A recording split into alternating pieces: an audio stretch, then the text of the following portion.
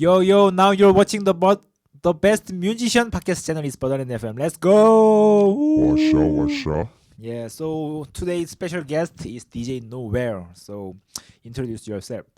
Sanbanan Buffett, Ikamu DJ Nowhere, all the way from South Africa, Johannesburg, and Gizikom, YY. Wow.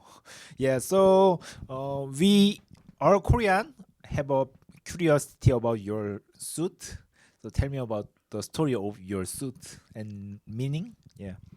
So, the meaning behind my suit was actually inspired by an African voodoo god called Zangbeto. Oh. And they basically a god of the night that protects everyone from evil spirits and evildoers. Oh. So we took that concept and applied it to ourselves by essentially, as long as you're dancing on the dance floor, nothing bad could actually ever happen to you. Oh wow. And we wanted to also take the human persona away just so that people could actually feel the energy and the vibe of the music outside of my personality or anything that may come with a physical presence of a person. And this way, we're able to sort of like transcend the performance into a space that's quite spiritual and allow people to actually release and reflect through our performances. So it is protect us, right? Essentially, so it protects everyone from anything that bad that could happen to you, because as long as you're dancing on the dance floor, nothing bad really can ever happen to you. Wow. All you can do is actually enjoy and have a release and have fun. In this country, we have like a protection guard, for example, like a tiger. Yeah, it is similar with that. Exactly, Yeah. exactly. And in African mythology, and I think in most mythologies, there's always like a god, a deity that specifically stands to protect people. And we sort of like kind of use the same concepts but apply it to music and dance. Okay, so can you tell me about the name again? The voodoo The voodoo god is called Zangbeto. Zambito Zangbeto. Zangbieto. Yeah, and they from Benin. And essentially, if you Google them, you'd sort of like kind of see it's this energy that looks more exaggerated than I look. And essentially, it's a spirit that sort of like kind of takes a form of what looks like a tree. And usually in the performances, that actually show you that there's nothing inside. And then sort of like kind of build the form again. And then the form moves in like circular motions. Okay, so tell me about yourself and today mix it. So our set today was 100% DJ Nowhere music, and we played some songs from our upcoming project called Iapila.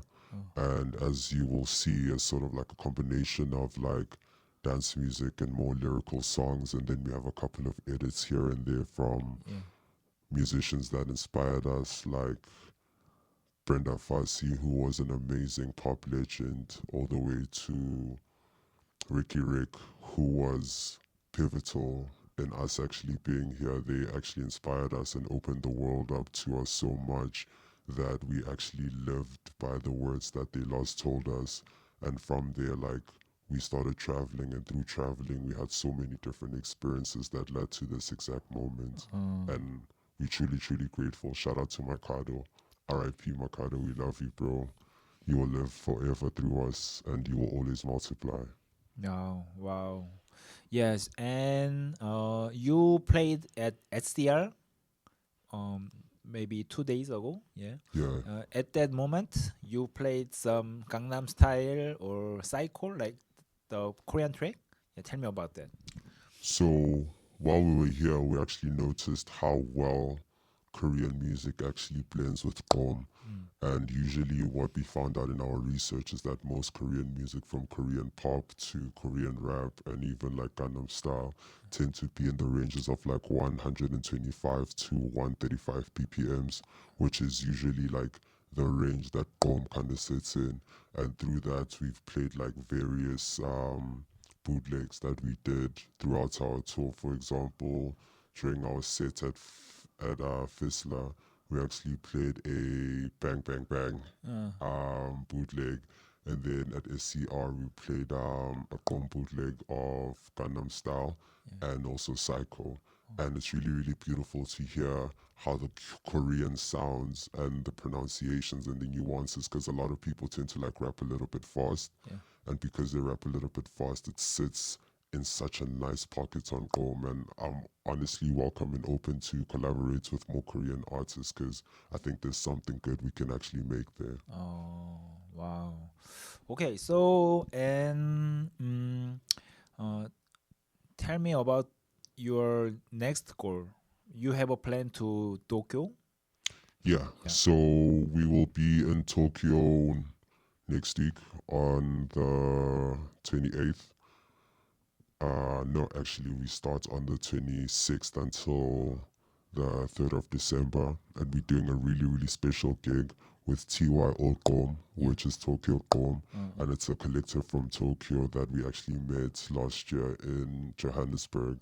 And we actually also had the privilege to do a back-to-back with Mitokon, who's part of the collective, and they've been so gracious to actually collaborate with us and our party collective called Umqibelo, and we'll be doing a 7-year anniversary for Tokyo Kom, but we'll also be launching my latest album Iapila on all social media platforms and on Bandcamp exclusively. And then the weekend after, I'll be taking Mitokon and Gito back home to Umqibelo, where we'll also be collaborating with CY Okom because it's going to be a 2-weekender thing between Tokyo and Johannesburg. And they will be doing a homecoming party and officially launching Iapila on all DSPs because we realized that like in Tokyo specifically, they tend to be more leaning towards Bandcamp, which is like really, really beautiful because the collective also has like really amazing projects and compilations that are exclusively available on Bandcamp. You guys should take them out. It's TYO Gom, and it's gonna be a really, really dope time to actually sort of like kind of see how our tour kind of comes together at the end because we'll literally have a special guest from Hong Kong, Chi, who was actually hosting us before we came to Seoul, and then the TYO Gom homies, and we're gonna have like such a beautiful Gom year-end party, also in collaboration with Nusa Igom, Yeah. and it's gonna be a really, really beautiful experience. Yeah. Oh. It is so funny that because usually I stare the guest's eye, but he don't have eye. so so I only focus to the mouse.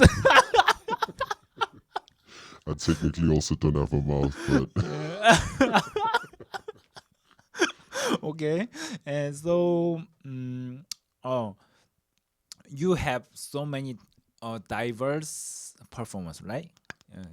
I what inspired you about the so many things?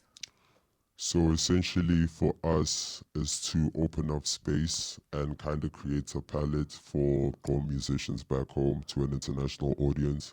And that's why we do so many shows overseas and also try our best to do as many radio shows as we can because through radio shows we're actually able to teach people about the sound because Gom as a sound is kind of like hip hop because there's so many subgenres under it and people tend to only hear one part of the sound, which is itombolo, but there's itombolo, utayela, isqinsi, EGM, melodic gqom, Afrikaans gqom, gospel gqom. There's like so many facets to the sound that we really want people to hear. Yeah. And through our travels and our performances, we try to create a diverse salad of all the musics and the sounds that kind of exist within the genre. And that way, so that when people from back home actually come with us next time, they are able to sort of like kind of land on solid ground for people who have heard the nuances of the different types of gqom that actually exist. Oh, okay. So in this country, we don't know really about the gom. So what is gom? What is gom? So gqom it means drum.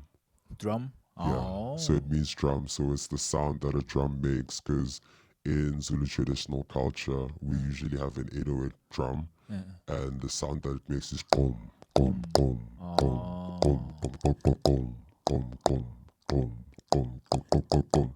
So it's sort of like kind of a name that's derived from the sound that the drum makes when they hit it. Okay, so can you tell me the feeling of this country and Borderland FM? Wow.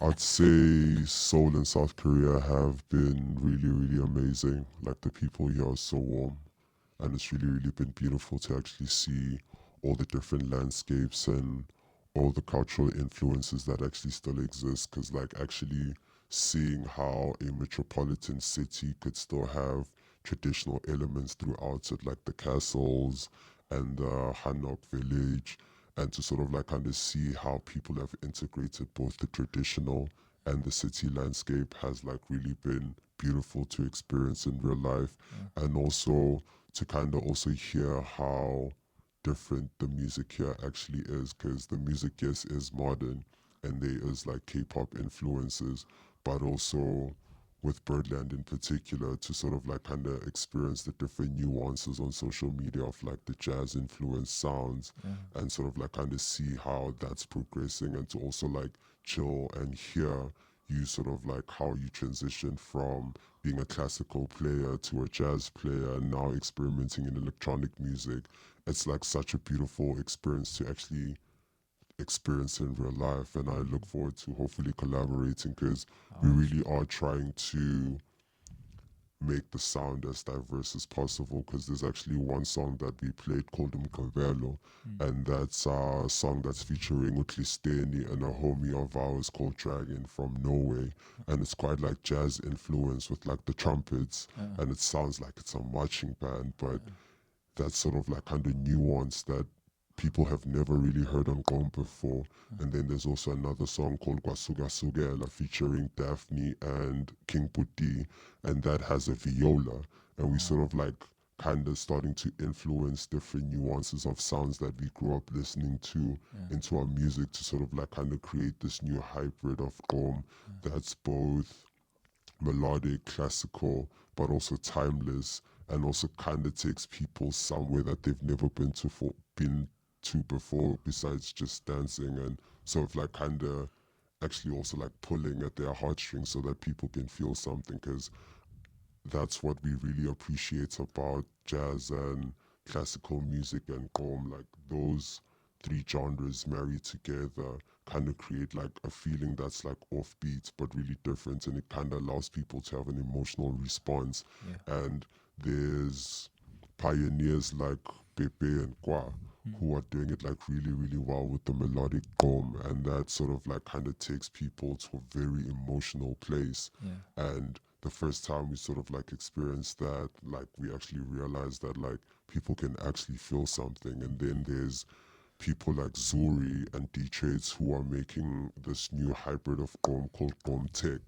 And that's sort of like kind of really tech and electronic like infused, and it feels like electricity. And we sort of like kind of really seeing all these new subgenres of Gqom that are starting to take shape beyond the ones that I've named, and how progressive the sound is actually becoming because of all these different nuances and sounds from all over the world influencing it. And the beautiful thing is that Zori actually collaborated with one of the collaborating producers that were on the Yeezus album, Yeah. and to sort of like kind of see how far the sound is actually going Yeah. for people at that level to actually sort of like be interested to collaborate with South African musicians is like really, really beautiful, because Gqom is generally a really, really sexy sound, Yeah. and we really can't wait for the whole world to experience it again in the new light. Oh yeah.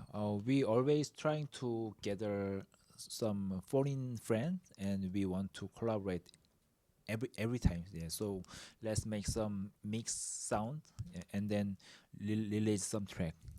Yeah, Oh most yeah, sure. definitely, most definitely. Like we spoke to quite a lot of homies this side, and we could literally do some really, really cool stuff, because we generally open to collaborating, because we actually also met a homie at SCR who actually raps, Oh yeah. and sort of like kind of hearing how maybe the three of us could do something together that could create a really, really dope sound. And the next time we come through, who knows, maybe we might have a little EP to actually play for the people and hear what they think. Because I generally think like the sound is really international, Yeah.